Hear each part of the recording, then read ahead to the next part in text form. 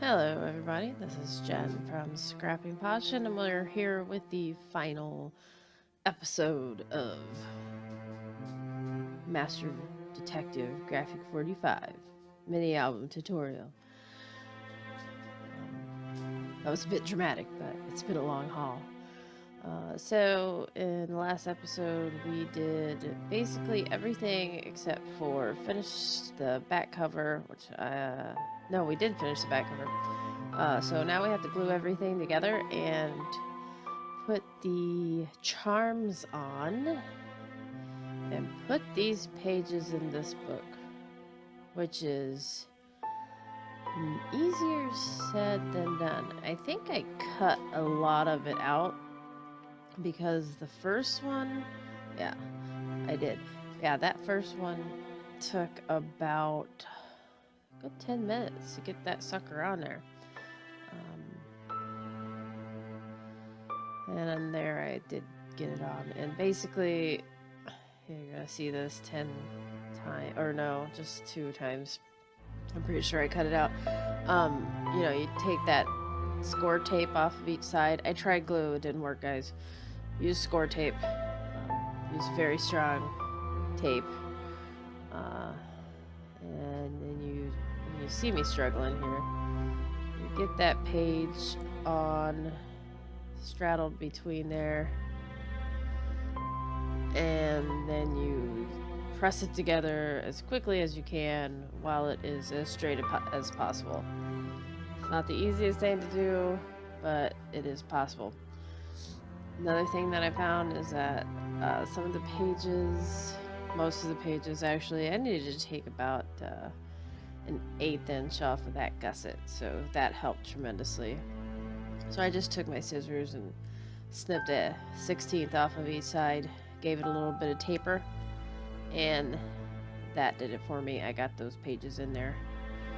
But like I said before, I suggest that we use, we, me included, use 1/2 inch hinges from now on. They're way easier to put on. All I would have had to do is either extend the pages out a little bit to accommodate the inside tag. I could have made the inside tag smaller, that's an option. Or I could have made the cover wider. That would have encompassed those tags so that they didn't stick out so far on the right hand side there. So there are options. Definitely suggest that we use 1/2 inch. I don't know what they're called. Hinges. They're hinges. They're hidden hinges. That's what these are. Thank you, Kathy Order, for showing us this hidden hinge system. If you haven't seen her tutorials, check out Kathy Order's tutorials. You do have to pay for them, but they are worth it. That's how I began, is by watching her tutorials. I think I watched one free online, and I purchased a couple more, and then I just started making my own. Okay, so now on to the front cover. I got all those pages in there. Of course, all the tags were sitting off to the side there because you gotta take those all out when you put the pages in. So I wanted another hidden feature on this album. Like, it doesn't have enough, but what I did was I cut this piece of paper to almost be perfectly aligned with the cover. And then I cut this red piece of paper that is the same size as that bottom piece of paper after it's folded in half. So this lady here, I cut out the 8x8 pattern paper, and she has a magnet on her, and she's going to hold that flap closed with her magnets. And I guess I'll call this a we'll just call it a hidden flap. So it is on the front cover, so I'm going to use score tape to adhere it.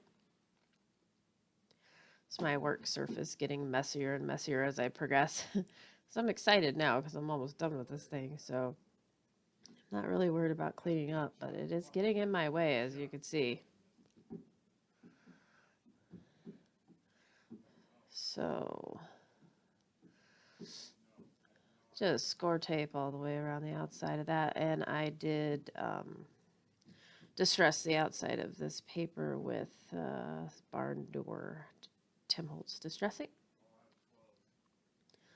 Oh, it's really distressing. I'm more adding depth with the distress ink in this project. So I line that up perfectly, or as perfectly as I can, with that flap, so the flap does look hidden. And as you can see, there's a 1/16 of an inch all the way around, but that looks like when you mat your photos.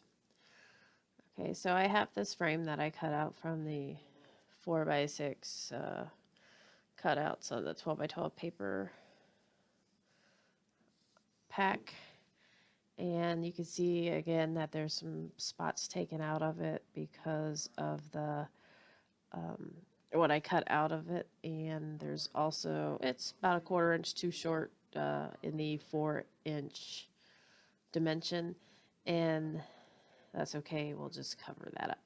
So I give it about a 1/16 of an inch all the way around. Then I'll just use my ATG to attach this. If you wanted to go to a step further, you could put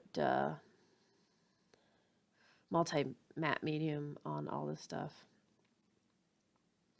So now I just got some paper or some stuff that I've cut out, and I think everything makes it on this page except for that little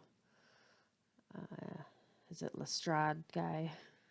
So this is the Master Detective sign cut out from the 8x8 pattern paper, signature paper. And that is going to go up towards the top. And I'm going to cover up that frame with that. I'm just kind of trying to get a place for everything. As you can see, I cut out a black silhouette of Mary there, so that gave her a little bit more dimension. And Lestrade's not going to make it on there, so he's going to stay to the side, but everything else does. So first the Master Detective sign, and then the game is afoot little banner is going to go directly underneath that, much like it did in the 221B Baker Street building. And if you missed that, I will attach the tutorial and the share video at the end of this video. Now, this little compass comes from, I believe, the black and white skeleton pattern paper sheet, and I did take glossy accents to the where the face of that compass would be to give it a little bit of texture. This is from the 8x8 cut apart sheet, and it's just everybody hanging out, saying, hey, what's up? Shaking hands and such. And there's a skeleton hanging out in the back. And then this is, I think this is like my favorite cut apart is Mary, and I use her twice in there. Again, she has magnets, well, on her butt, basically. And what I did with those magnets is I put some paper around the magnets so that it wasn't so prominently round where they sat. And she is covered with the multi-matte medium. So I put that black silhouette on there first. And you see there that she has magnets. And there's like black paper around those magnets. And that's just, I think I put like 2 or 3 layers of cardstock there to hide those magnets. And her butt sticks up a little bit higher off the paper than the rest of her does, but it just looks like part of the shadow. So there's that front cover pretty much complete. And there's the hidden flap. And guys, you cannot see that flap when this thing is closed. So I think I'm going to call that a successful mission there. And most of this stuff's trial and error. I've never done this before, so luckily it all worked out well. So now I put magnets on the back of that flap, and we need to stick it down to the cover. And this piece of paper, I think I used 2 though. You have to make sure that the magnets are hidden, obviously.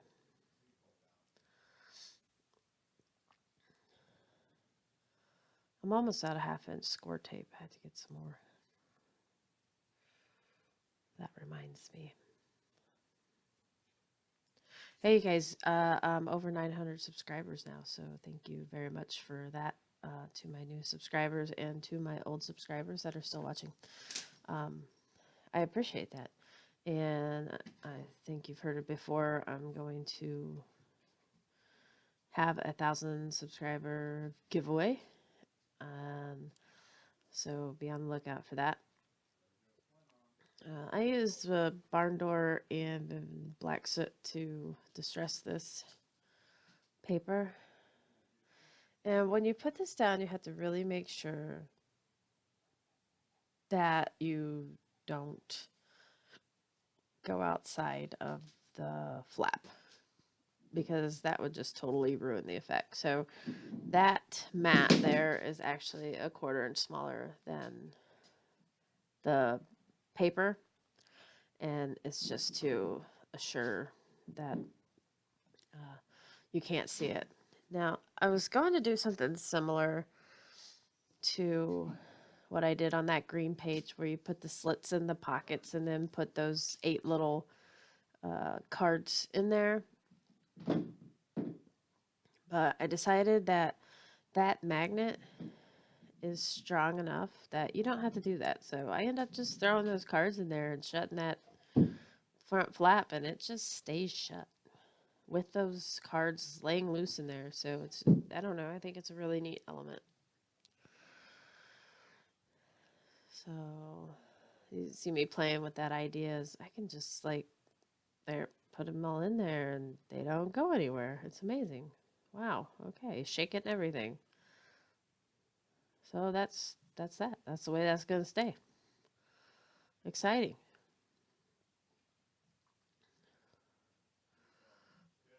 All right. So yeah, that's pretty much done. Do some snipping here and there. The rest, I believe, of this tutorial is putting those charms on the tags. Oh, except I fill this with glossy accent. I don't know why. I just thought it would look neat if it was shiny, I guess. So I'm going to set that aside to dry.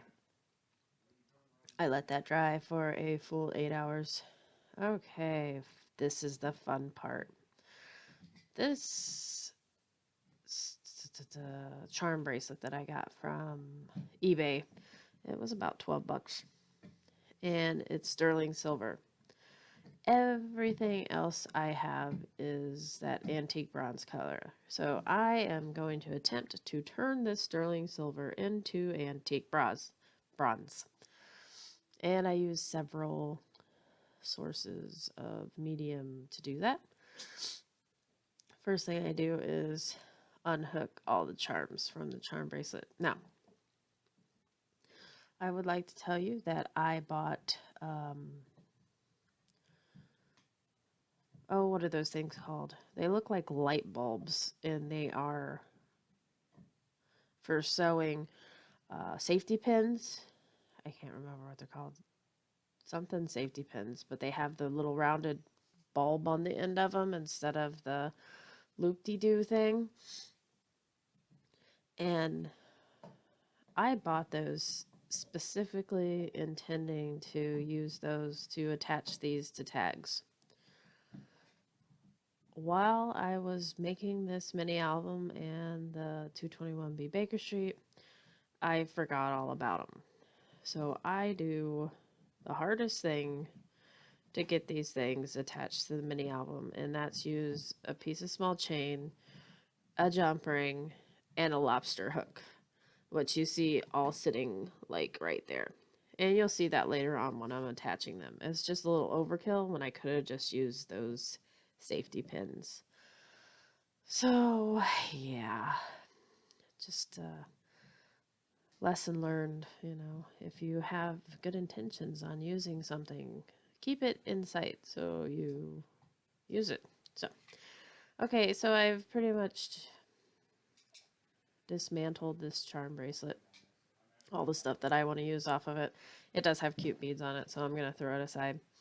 I'll use those beads later and throw all these mangled jump rings away. Now, in order to make these antique bronze, I have a metallic luster in rose gold. That's that thing that looks like shoe polish is sitting there. I had some Spectrum Noir black ink right there, but it didn't work, so don't use that. Black acrylic paint, which is what I'm doing now.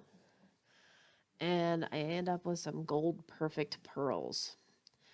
And surprisingly enough, this is the perfect combination to make sterling silver turn to antique bronze. So first what I do is I paint the outsides of all these charms with black acrylic paint to the best of my ability, because paint does not stick to this sterling silver plated stuff very well.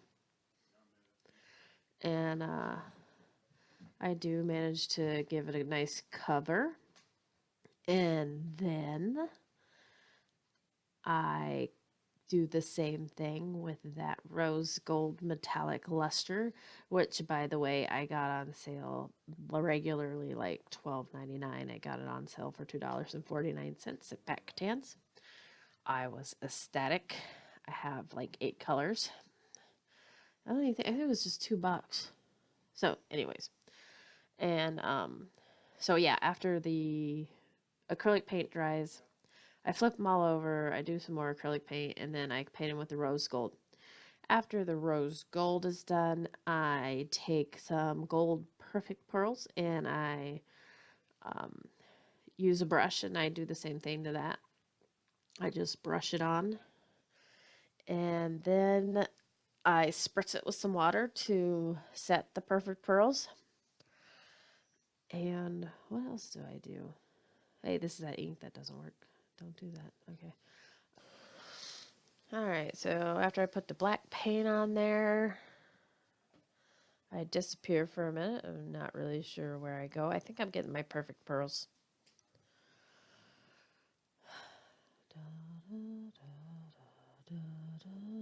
I was going to switch on some music, but I leave.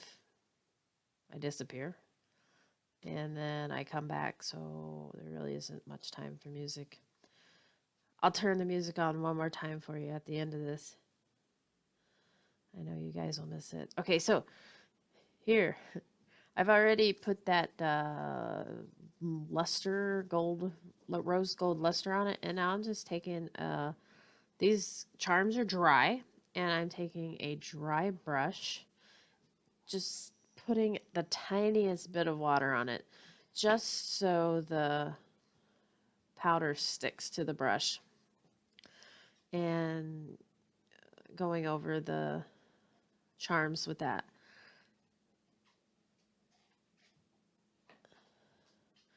I think that if the charms were bigger, maybe if they didn't have so much bumps and lumps and details on it, maybe it wouldn't have worked so well.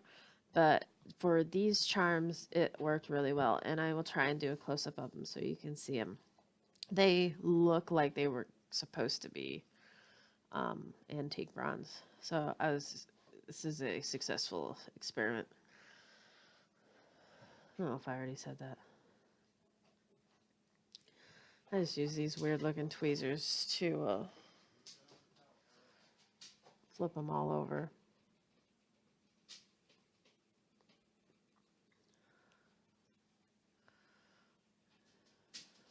Okay. And I have to be almost done.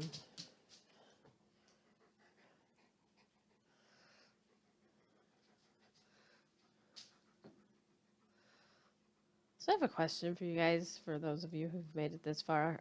I know that you guys are all mini album people. If you're still watching this, I think. Oh, there's a close-up. Check what I did. I slowed down so you can see what that's called. Not an amazing feat for most people, but for me, I'd say that was pretty amazing feat of video editing. So anyway, sorry. Back to my original train of thought.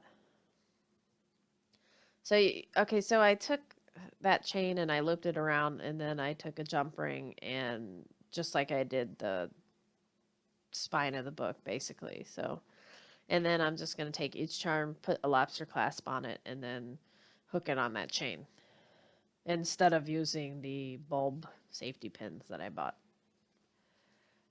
And I'll think of what those are called as soon as I get done recording, by the way. So what I was saying before, while you're watching me do this, and I try and slow it down so you guys can follow along. Again, if you have any questions, I can try and do a slower tutorial, I guess closer up somehow. But so you all are mini album people that are watching this, and I love mini albums, but I also do other things, scrapbook, project life, just crafts in general. And I was wondering, would it be inconvenient for me to post both like mini album shares and mini album tutorials and those other videos if I put them in a different playlist? Would it be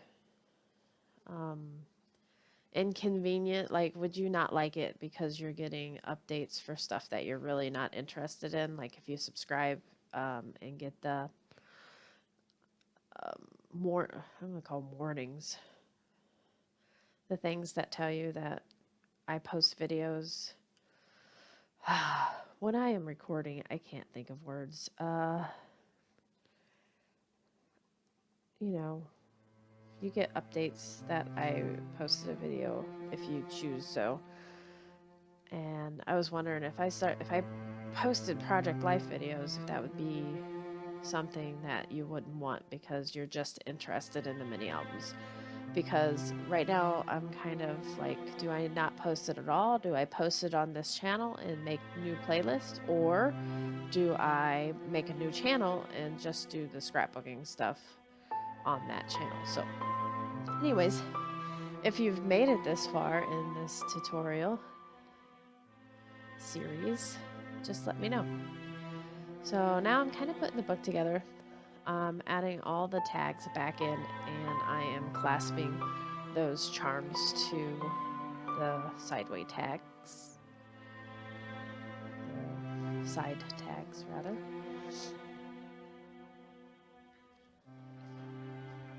As I go. And then when it's all said and done, I will go through and add some more cut aparts and small things to the pockets and anywhere that I don't think I added enough stuff. And I feel free to do that because I've already finished the 221B Baker Street, so that I know that I have enough cut aparts and all that stuff to fill this in. So I am going to begin my sign off because this video is nearly over, and I truly want to thank everybody for watching. And if you make any mini album similar to this, please let me know. I would love to see it. I would be absolutely honored to be inspiration for somebody. I know Bethany's already made one. I haven't seen it yet, but when she said she was making one, I was delighted. So I really love being part of that. To inspire somebody to make something is an awesome thing in general. So here I'm just gluing my covers on. Please stick around. If you think that this mini album is a little too tedious to do, I have some easier ones coming. I've already filmed most of it, and so by next week I'd say I have some easier tutorials up, and I have another harder project started too. So we have lots and lots of stuff to come, so stay tuned. Watch for my 1,000 subscriber video giveaway. And again, I thank you very much. Please subscribe, thumbs up. I'm glad to have had this experience.